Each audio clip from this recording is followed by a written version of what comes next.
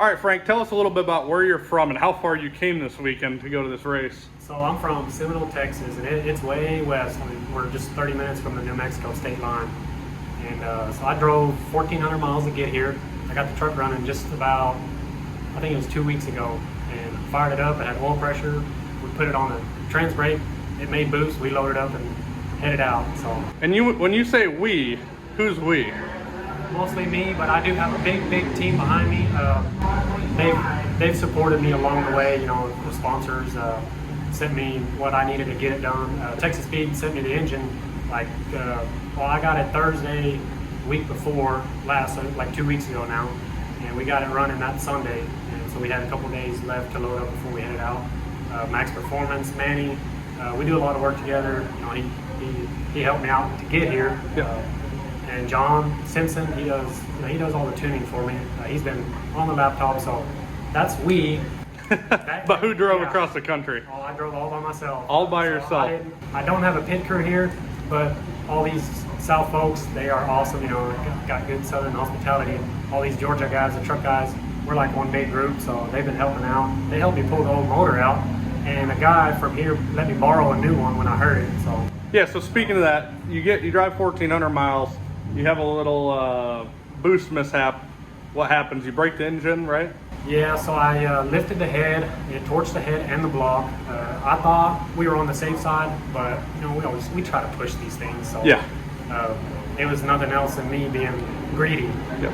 But yeah, we torched the block, torched the head. The guys right down the road, they're like, hey, we have an engine. If you want to pull your stuff out, we'll be here in the morning and we'll get you a new engine. So I started pulling stuff off, and about 15 minutes before first round of qualifying, we had oil pressure, we had it running, ready to go. So. I mean, that's what's so cool about the racing community. You have a broken engine, somebody lets you borrow their expensive race engine, and you're back running 1,400 miles away from home by yourself. Yeah, so yeah, we got it all running again. And now I just have to pull it back out because he wants it before I leave home. One could say you're pretty hardcore. You know, you've been a Motion customer since when we were in our basement. I just think it's so cool because I remember watching this truck as a stock block. I mean, we sold you your first set of turbos, I think, for the thing, or maybe your second set. So, the truck originally came with a 4.8, and that one didn't last so long. I think I was out like at a streetcar takeover event, and it melted a piston. I didn't know what I was doing at the time. I thought I could tune my own stuff. Not a good idea. So I had Texas Speed build me just a rod and piston 5.3, and then I got the turbos from you. This is the baby turbos, the 67 millimeters, and we actually ended up pushing that thing to 42 pounds of boost. You know, it was making some steam. We actually made about 1,300 to 1,400 horsepower. The truck ran good for what it was, but then we wanted more power. Then I got a set of 71s from you, and that ended up making a lot more power with a lot less boost. So, and it's escalated from there. So, and one of the things I always stress to people is, you know, you have a truck like yours, stick with it, and you'll kind of learn and progress, and it's just so much better than trying to jump around. Do you think that's part of why your program is, I mean, beyond your hard work, why it's so successful? Yeah, I like to stick with one thing, and it's easier to, I talk about it all the time. For me, leaf springs are easy. It's still a factory leaf spring truck.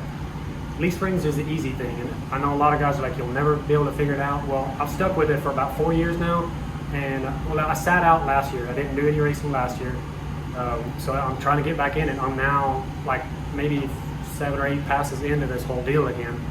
And it's easy to get right back in the groove. You know, just stick with one thing, change what doesn't, fix what needs to be fixed, but don't go... Small changes regularly, yep. And right now you guys are officially the fastest leaf spring truck in the 8th mile, is that right? Yes, yeah, 8th mile. I think there's a guy running faster in the quarter mile. Well, I don't do any quarter mile racing, but 8th mile, I think we are still the first and only 4-second 8th mile leaf spring truck, full size.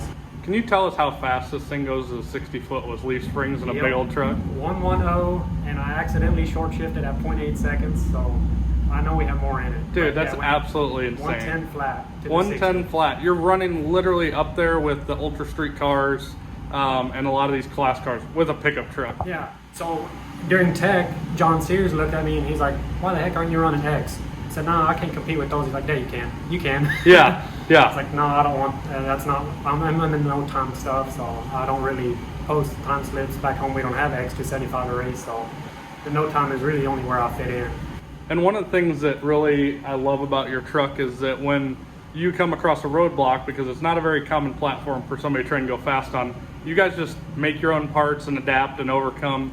Yeah. I saw you have some TBM brakes, but I'm like, how do those bolt up? And Yep, so, you were telling me. Yeah, so I had a local guy build me a set of custom lower control arms to fit a TRZ spindle, and I got the brakes from you and Jason TBM. You know, they told me which spindle I need to run for those brakes, and my brother, he built me the upper control arm, so everything worked out. It's not really stock on as far as the control arms goes, but it is in the factory upper and lower location, so it's still stock suspension. Which satisfies what anybody's looking for, right? Because I mean, a fabricated arm's a fabricated arm. Yeah. Any other good stories about the truck that people probably don't know? Because it's such a cool, iconic truck, and you're kind of one of those.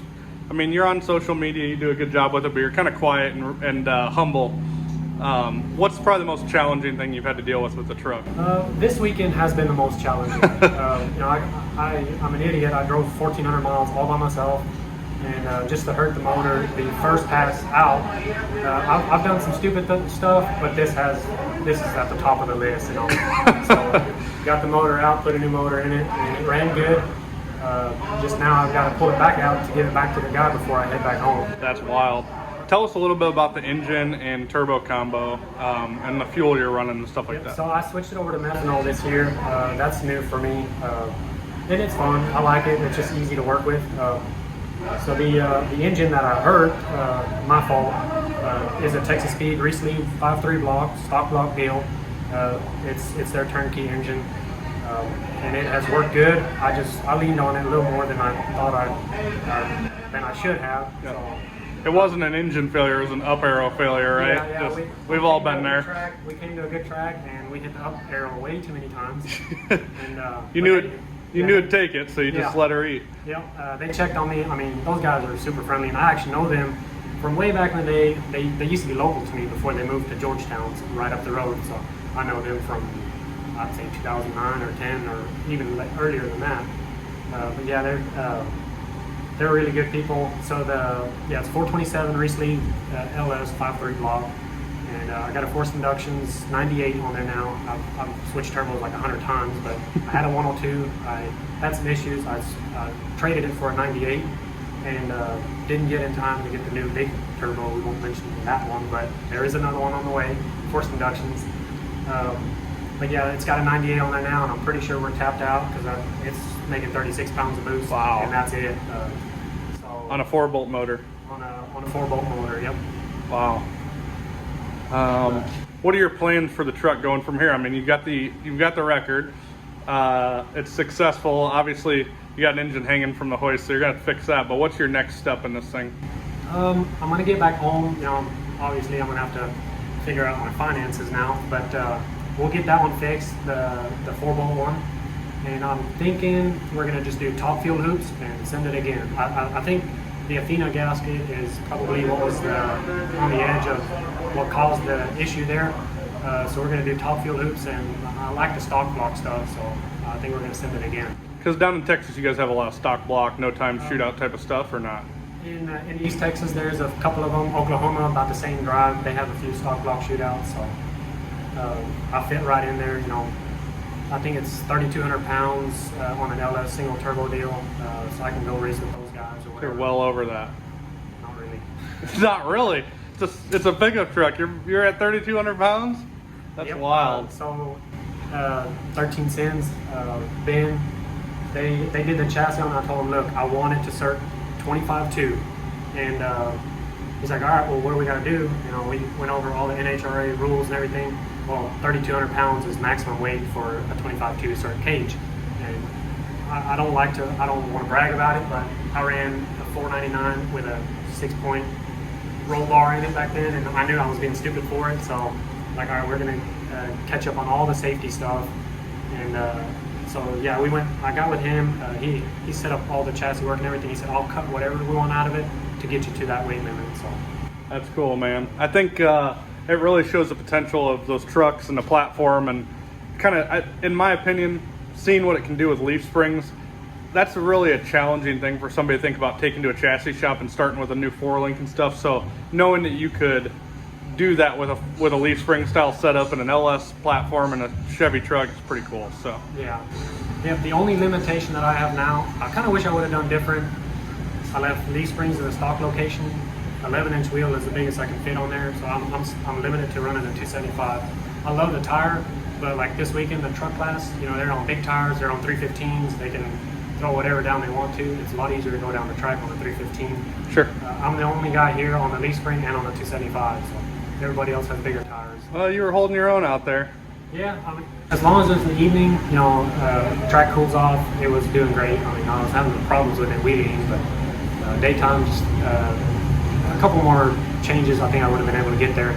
I did also find out I had some busted shocks. They were locked down, so no travel.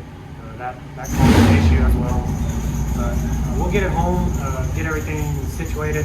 It won't be long. We'll be back out. I only have about, I want to say 8 or 9 passes on it, so it's all new since I did all the upgrades. Pretty promising. Frank, thanks for being a customer. Thanks for sharing your story with us. We love the truck. I think everybody else will too when they see this. So look forward to seeing you back out, man. Yep. Thank you.